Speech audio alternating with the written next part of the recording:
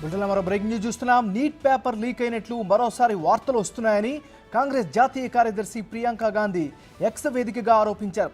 దేశంలోని 24 లక్షల మంది యువత భవిష్యత్తు మళ్లీ ప్రమాదంలో పడిందని ధ్వజమెత్తారు. గత 10 ఏళ్లుగా కోట్లాది మంది ఆశావాహ యువత ఆశలపై నీళ్లు జల్లే పేపర్ లీకేజీ ట్రెండ్ ఆగే సూచనలు కనిపించడం లేదని ఆవేదన వ్యక్తం చేశారు. యువతను ఆకర్షించేందుకు పార్లమెంట్లో పేపర్ లీకేజీకి వ్యతిరేకంగా చట్టం తెచ్చారని, ఇప్పుడు ఆ చట్టం ఎక్కడుంది, అది వర్తించదా అని ప్రశ్నించారు.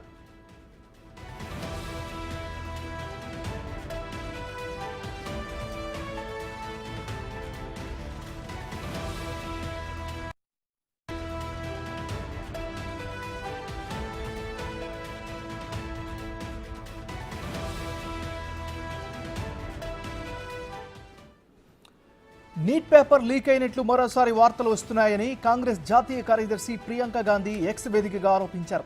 దేశంలోని 24 లక్షల మంది యువత భవిష్యత్తు మళ్లీ ప్రమాదంలో పడిందని ధ్వజమెత్తారు. గత 10 ఏళ్లుగా కోట్లాది మంది ఆశావాహ యువత ఆశలపై నీళ్లు చల్లే పేపర్ లీకేజీ ట్రెండ్ ఆగే సూచనలు కనిపించడం లేదని ఆవేదన వ్యక్తం చేశారు. యువతను ఆకర్షించేందుకు పార్లమెంటులో పేపర్ లీకేజీకి వ్యతిరేకంగా చట్టం తెచ్చారని, ఇప్పుడు ఆ చట్టం ఎక్కడుంది, అది వర్తించదా అని ప్రశ్నించారు.